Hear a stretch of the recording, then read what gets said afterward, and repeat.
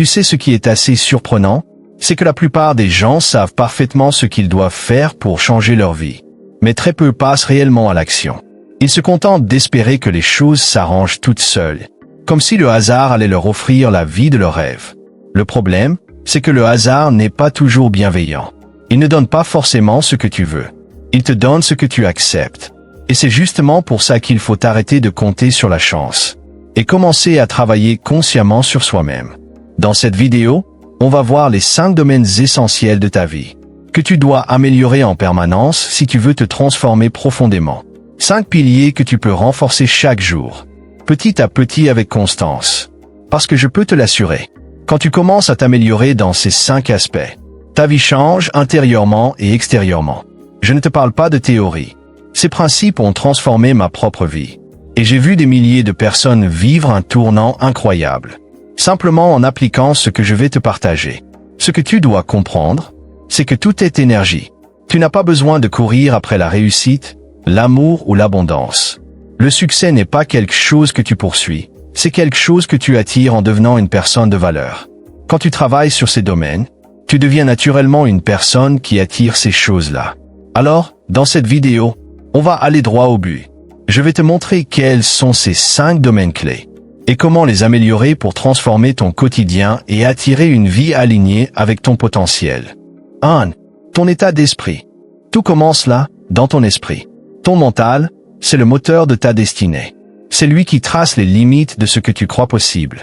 Si tu penses petit, si tu vois la vie avec un regard de peur, de doute ou de résignation, alors tes actions suivront cette vision rétrécie. Mais si tu choisis de cultiver un état d'esprit de croissance, de croire qu'il y a toujours une solution, un moyen d'apprendre, une opportunité cachée, alors tu transformeras chaque obstacle en tremplin. 2 personnes peuvent vivre la même épreuve, mais ne jamais en sortir de la même façon. Prenons un exemple simple, 2 amis perdent leur emploi en même temps. Le premier s'effondre. Il passe ses journées à se plaindre, à dire que la vie est injuste, que les autres ont plus de chance que lui. Petit à petit, il s'enferme dans la peur, et plus il a peur, moins il agit. Le second, lui, ressent le même choc, la même douleur, mais il réagit différemment. Il prend quelques jours pour se recentrer, puis il se dit « Et si cette perte n'était pas une fin, mais le début d'autre chose ?» Alors il commence à se former, à lire, à développer une compétence qu'il avait toujours mise de côté. 6 mois plus tard, il lance son propre projet ou trouve un emploi encore meilleur que le précédent. Ce qui a fait la différence, pas la chance, pas les circonstances, mais l'attitude mentale. C'est exactement ce que résume Henry Ford lorsqu'il disait « Que tu penses pouvoir le faire ou non, tu as raison dans les 2 cas. Ton état d'esprit est comme une paire de lunettes à travers laquelle tu vois le monde. Si tes verres sont teintés de peur, tu ne verras que les obstacles. Mais si tes verres sont teintés de foi, d'espoir et de volonté, tu verras dans chaque problème une possibilité de grandir. » Regarde les grands de ce monde, Nelson Mandela, Steve Jobs, Elon Musk, Oprah Winfrey. Tous ont connu des échecs, des rejets, des moments de doute. Mais ils avaient une conviction profonde, rien n'est impossible à celui qui refuse d'abandonner. Et c'est là que tout commence, dans la tête, avant même dans les actes. Ton mental est le terreau de ta réussite. Si tu sèmes la peur, tu récolteras la stagnation. Mais si tu sèmes la foi, la persévérance et la vision, tu récolteras la transformation. Alors retiens bien ceci, tu n'as pas besoin d'un miracle pour changer ta vie. Tu as besoin d'un nouvel état d'esprit. Car ce que tu crois profondément finit toujours par devenir ta réalité. 2. Ton corps et ta santé. Tu veux accomplir de grandes choses? Tu veux transformer ta vie, atteindre tes rêves, gravir les sommets? Alors souviens-toi de ceci. Ton esprit peut avoir la vision, mais ton corps doit avoir la force pour la réaliser. Ton énergie, ta clarté mentale, ta persévérance, tout cela dépend directement de ton état physique. Un esprit fort dans un corps épuisé, c'est comme une voiture de course avec un moteur en panne. Tu as la puissance, mais tu ne peux pas avancer. Beaucoup de personnes disent vouloir réussir, mais vivent dans un déséquilibre total. Elles travaillent jour et nuit, dorment à peine 4 heures, avalent du café comme de l'eau, sautent des repas ou se nourrissent d'aliments ultra transformés. Et ensuite, elles s'étonnent d'être fatiguées, irritables, déprimées ou de manquer de motivation. Elles pensent que la réussite demande seulement de travailler plus dur, alors qu'en réalité, la vraie performance commence par la santé. Imagine deux entrepreneurs qui lancent chacun un projet. Le premier reste assis toute la journée, mange sur le pouce, dort tard et commence chaque matin épuisé. Le second, lui, se réveille tôt, marche 30 minutes, prend un petit déjeuner équilibré et s'accorde des moments de récupération. Lequel penses-tu sera plus lucide, plus concentré, plus créatif? Celui dont le corps soutient son ambition, pas celui qui l'a subi. Ton corps est ton premier outil de réussite. C'est lui qui te porte, te donne ton énergie, ton charisme, ton endurance. Si tu l'entretiens, il devient ton allié. Mais si tu le négliges, il devient ton plus grand frein. Même les plus grands leaders l'ont compris. Steve Jobs faisait de longues marches pour réfléchir. Barack Obama disait « Je n'ai pas le temps de ne pas faire de sport ». Pourquoi?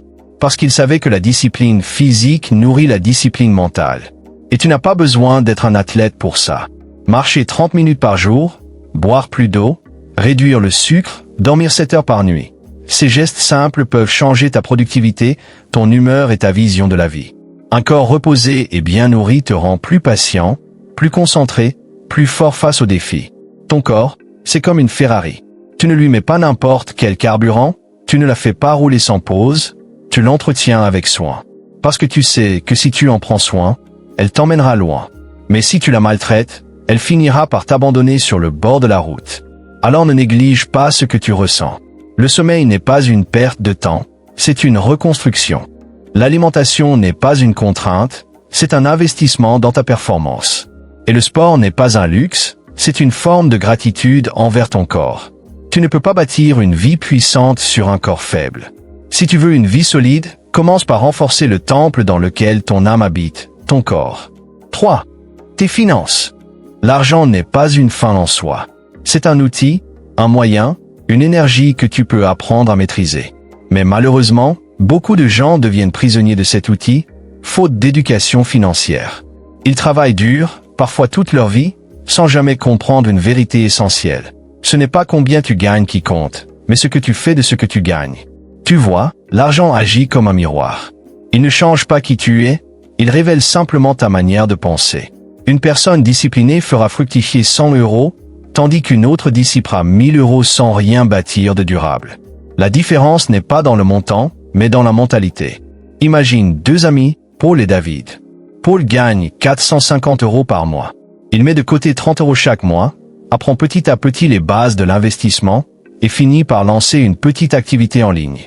David, lui, gagne 1500 €, mais dépense tout. Vêtements de marque, soirées, téléphone dernier cri. Il a l'air riche, mais il vit de paix en paix. 5 ans plus tard, Paul a construit une source de revenus complémentaires, pendant que David croule sous les dettes. La morale, ce n'est pas ton salaire qui te rend libre, c'est ta gestion. Warren Buffett, l'un des hommes les plus riches du monde, disait « Si tu ne trouves pas un moyen de gagner de l'argent pendant que tu dors, tu travailleras jusqu'à ta mort. » Cette phrase résume à elle seule tout le principe de la liberté financière. Faire travailler ton argent au lieu de travailler uniquement pour lui. Mais comment y parvenir? Tout commence par un changement de rapport à l'argent. Apprends à voir chaque billet non pas comme un moyen de dépenser, mais comme une graine. Une graine qui, si tu la plantes, en épargnant ou en investissant, finira par donner des fruits. Ce n'est pas la rapidité qui compte, mais la constance. L'éducation financière, c'est aussi apprendre à dire non à la comparaison. Combien de personnes s'endettent juste pour avoir l'air? Elles achètent des choses qu'elles ne peuvent pas se permettre, pour impressionner des gens qu'elles n'aiment même pas vraiment. Mais la vraie richesse, ce n'est pas de paraître riche, c'est de vivre libre, libre de ton temps, de tes choix et de tes obligations financières. Les personnes qui ont bâti leur indépendance financière ne sont pas celles qui dépensaient sans compter. Ce sont celles qui ont su retarder la gratification, investir dans des actifs, se former et construire sur le long terme. Elles ont compris que chaque euro bien placé est une graine de liberté future. Alors oui, l'argent peut te rendre libre, mais seulement si tu le maîtrises. Apprends à gérer ton budget, à économiser intelligemment, à investir dans ta propre croissance et à créer des revenus qui ne dépendent pas de ton temps. Tu découvriras alors que l'argent n'est pas un fardeau, mais un levier. La vraie richesse, ce n'est pas d'avoir une voiture luxueuse ou une montre hors de prix. C'est d'avoir la tranquillité d'esprit de te dire « Si demain tout s'arrête, je ne suis pas perdu. » Quand tu atteins ce niveau, tu ne cours plus après l'argent. C'est lui qui commence à courir vers toi. 4. Tes relations. Dis-moi avec qui tu marches, et je te dirai où tu vas. Cette phrase, qu'on a tous entendue au moins une fois, est bien plus qu'un simple proverbe. C'est une loi invisible de la vie. Ton entourage façonne ta manière de penser, ton niveau d'ambition, et même ton futur. On ne s'en rend pas toujours compte, mais les personnes que tu côtoies influencent ton énergie, ta vision et tes décisions. Si tu marches constamment avec des gens négatifs, qui se plaignent de tout, qui critiquent les autres, ou qui trouvent toujours une excuse pour ne rien faire, alors petit à petit, sans même t'en apercevoir, tu vas absorber leur état d'esprit. Tu vas commencer à voir les choses avec leurs yeux, à douter de toi, à freiner ton élan. Par contre, si tu t'entoures de personnes ambitieuses, inspirantes, disciplinées, tu vas naturellement élever ton niveau. Parce que l'énergie est contagieuse. Et c'est pour cela que ton entourage est soit un tremplin, soit un piège invisible. Le premier pas, c'est soirée à critiquer les autres, à se plaindre de la vie, à dire que tout est truqué et que la réussite, c'est pour les chanceux. Le second, lui, lit des livres de développement personnel, suit des formations, échange avec des gens qui avancent. Au bout de 6 mois, leurs vies auront pris 2 directions opposées. Le premier sera resté au même point, prisonnier de sa mentalité. Le second aura progressé, non pas parce qu'il est plus intelligent, mais parce qu'il a nourri son esprit des bonnes influences. Tu es la moyenne des 5 personnes que tu fréquentes le plus. Si tu veux grandir, regarde simplement autour de toi, qui t'inspire réellement, qui te pousse à devenir meilleur, et surtout, qui t'épuise, te freine ou te remplit de doutes. Regarde les grands dans n'importe quel domaine. Les entrepreneurs à succès comme Elon Musk, les sportifs de haut niveau comme Cristiano Ronaldo, ou même les leaders spirituels comme le pasteur Chris Oyakhilome, aucun d'eux n'avance seul. Ils s'entourent de personnes loyales, compétentes, et surtout, alignées avec leur vision. Parce qu'ils savent qu'un mauvais entourage peut détruire des années de travail en quelques mois. Et c'est la même chose pour toi. Peut-être que tu veux te lancer dans un projet, mais autour de toi, tout le monde te dit « Ce n'est pas possible. Tu rêves trop. Tu devrais être plus réaliste. » Ces phrases, répétées jour après jour, peuvent tuer ton feu intérieur si tu n'y prends pas garde. Alors oui, il est parfois nécessaire de faire le tri. Pas par orgueil, mais par protection de ton énergie. Tu n'as pas besoin de couper tout le monde, mais tu dois choisir à qui tu donnes ton temps, ton attention et ton cœur. Fréquente ceux qui te rappellent tes capacités, pas tes limites. Ceux qui célèbrent tes progrès, pas ceux qui les minimisent. Les mauvaises compagnies corrompent les bonnes habitudes. Mais les bonnes relations, elles, te transforment, te renforcent et t'élèvent. Entoure-toi de gens qui parlent de projets, de rêves, d'idées, de valeurs. Pas de ceux qui parlent des autres. Parce que ta vie ira toujours dans la direction des conversations que tu entretiens. Et le jour où tu comprendras cela, tu ne chercheras plus à être accepté partout. Tu chercheras à être aligné là où ton âme grandit. 5. Ta vie spirituelle.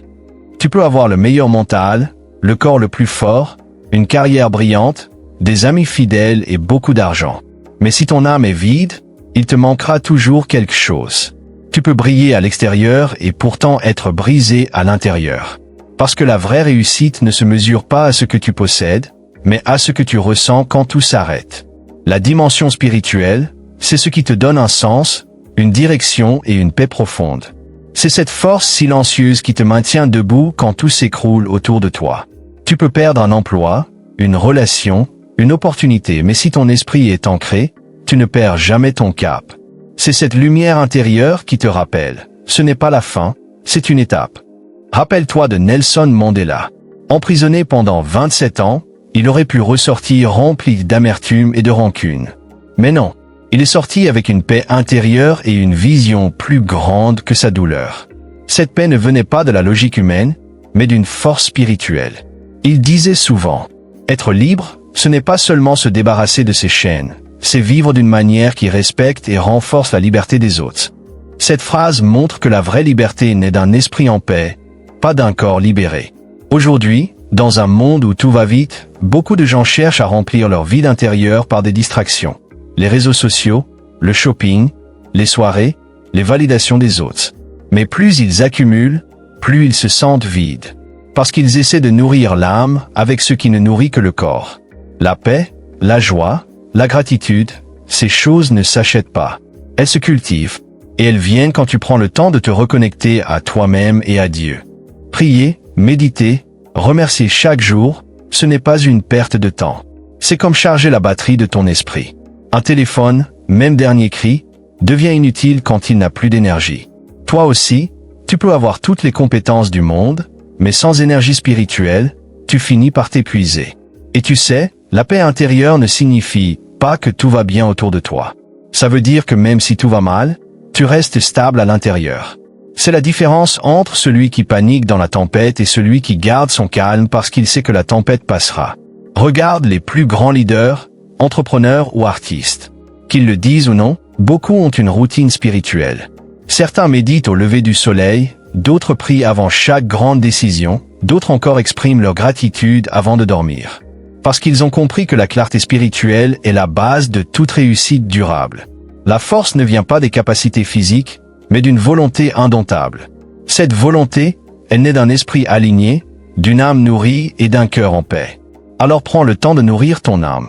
Par la prière, la lecture spirituelle, la méditation ou simplement le silence. Parce que c'est dans ces moments de calme que tu entends la voix de ton intuition, la direction de Dieu et la vérité sur qui tu es vraiment.